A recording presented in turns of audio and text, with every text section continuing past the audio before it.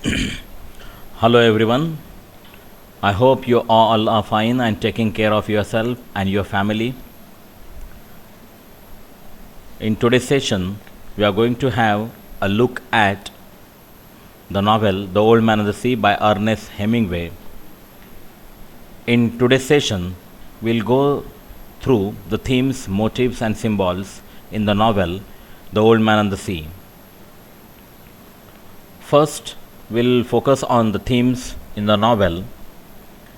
Themes are the fundamental and often universal ideas explored in a literary work. The most important theme in the novel is honor in struggle, defeat, and death.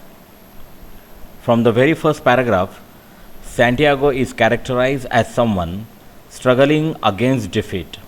He has gone 84 days without catching a fish. He will soon pass his own record of 87 days. Almost as a reminder of Santiago's struggle, the sail of his skill resembles the flag of permanent defeat. But the old man refuses defeat at every turn.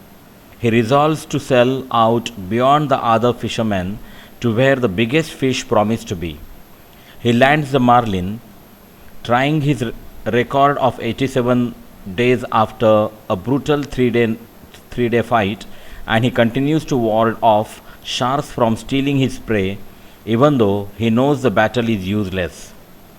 Because Santiago is pitted against the creatures of the sea, some readers choose to view the tale as a chronicle of man's battle against the natural world, but the novella is more accurately the story of man's place within nature. Both Santiago and the Marlin display qualities of pride, honor, and bravery, and both are subject to the same eternal law. They must kill or be killed, as Santiago reflects when he watches the very warbler fly toward shore, where it will inevitably meet the hawk. The world is filled with predators, and no living thing can escape the inevitable struggle that will lead to its death. Santiago lives according to his own observation.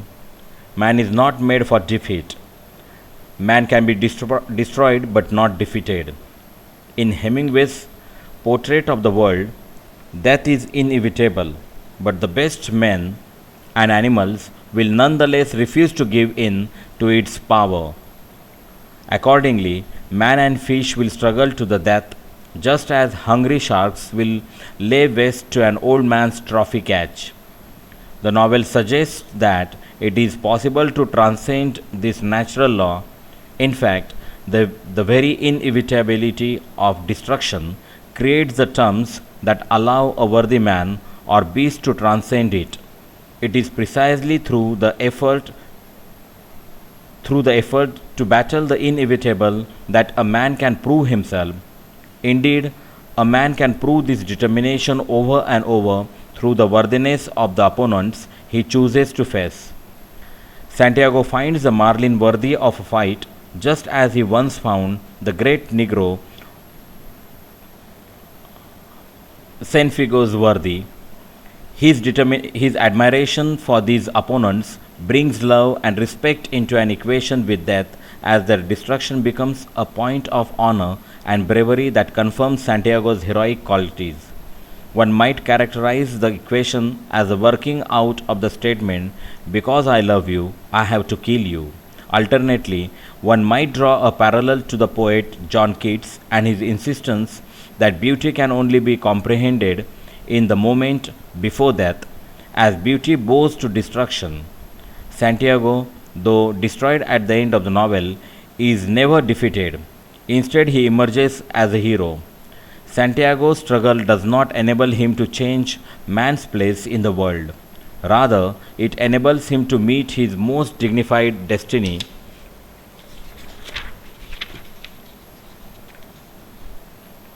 Now we will have a look at the pride as the source of greatness and determination. Many parallels exist between Santiago and the classic heroes of the ancient world. In addition to exhibiting terrific strength, bravery, and moral certainty, those heroes usually possesses a tragic flaw a quality that, though admirable, leads to their eventual downfall.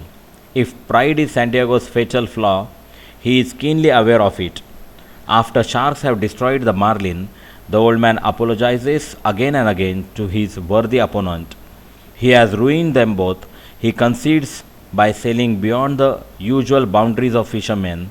Indeed, his last word on the subject comes when he asks himself the reason for his undoing and decides, "Nothing, I went out too far."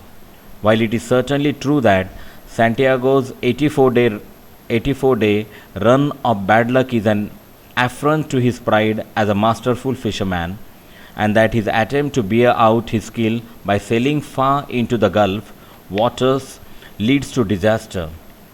Hemingway does not condemn his protagonist for being full of pride. On the contrary, Santiago stands as proof that pride motivates men to greatness. Because the old man acknowledges that he killed the mighty marlin largely out of pride, and because his capture of the marlin leads in turn to his heroic transcendence of defeat, pride becomes the source of Santiago's greatest strength. Without a ferocious sense of pride, that battle would never have been fought, or more likely, it would have been abandoned before the end. Santiago's pride also motivates his desire to transcend the destructive forces of nature. Throughout the novel, no matter how baleful his circumstances become, the old man exhibits an unflagging determination to catch the marlin and bring it to shore. When the first shark arrives, Santiago's resolve is mentioned twice in the space of just a few paragraphs. First, we are told that the old man was full of resolution, but he had little hope. Then, sentences later, the narrator says he hit without hope but with resolution. The old man meets every challenge with the same unwavering determination. He is willing to die in order to bring in the marlin, and he is willing to die in order to battle the feeding sharks.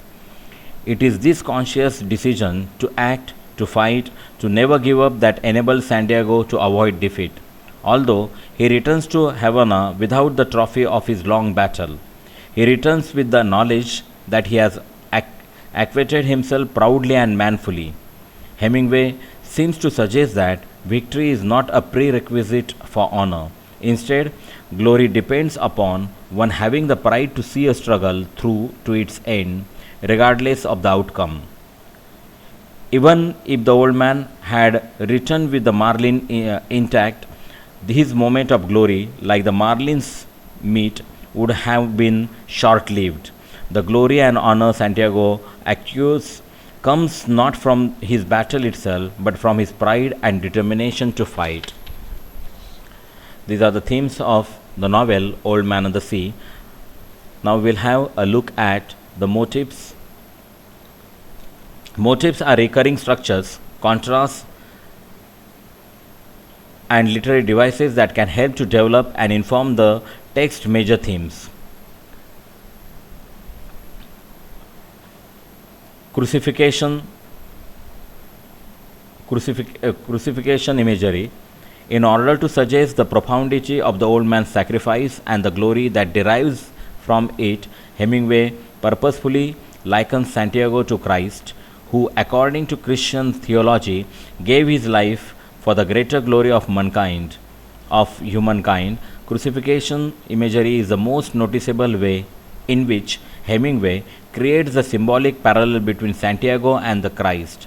When Santiago's palms are first cut by his fishing line, the reader cannot help but think of Christ suffering his stigmata.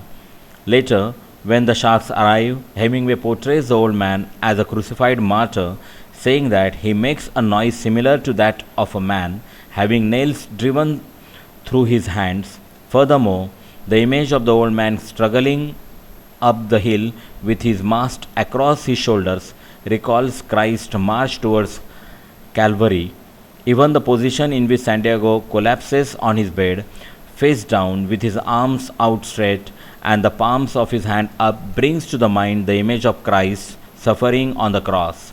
Hemingway employs these images in the final pages of the novella in order to link Santiago to Christ, who exemplified transcendence by turning loss into gain, defeat into triumph, and even death into renewed life. Life from death.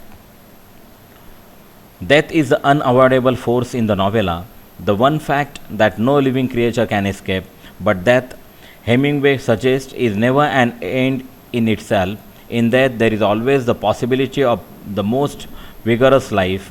The reader notes that as Santiago slays the marlin, not only is the old man reinvigorated by the battle, but the fish also comes alive with his death in him.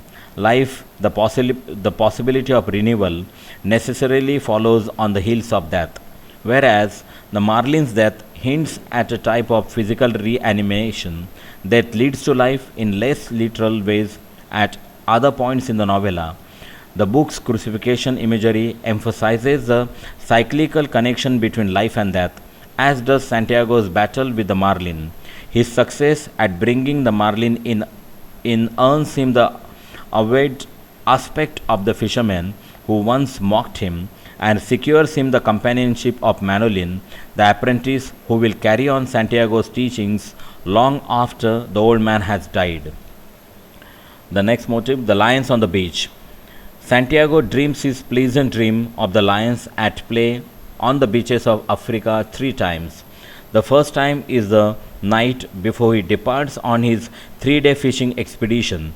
The second occurs when he sleeps on the boat for a few hours in the middle of his struggle with the marlin, and the third takes place at the very end of the book. In fact, the sober promise of the triumph and regeneration with which the novella closes is supported by the final image of the lions. Because Santiago associates the lions with his youth, the dream suggests the circular nature of life. Additionally, because Santiago imagines the lions, fierce predators, playing, his dream suggests a harmony between the opposing forces, life and death, love and hate, destruction and regeneration of nature. Now we'll have a look at the symbols used in the novel, The Old Man and the Sea. Symbols are objects, characters, figures, and colors used to represent abstract ideas or concepts. The first symbol which is used is of the marlin, magnificent and glorious. The marlin symbolizes the ideal opponent in a world in which everything kills everything else is in some way. Santiago feels genuinely lucky to find himself matched against a creature that brings out the best in him, his strength, courage, love, and respect.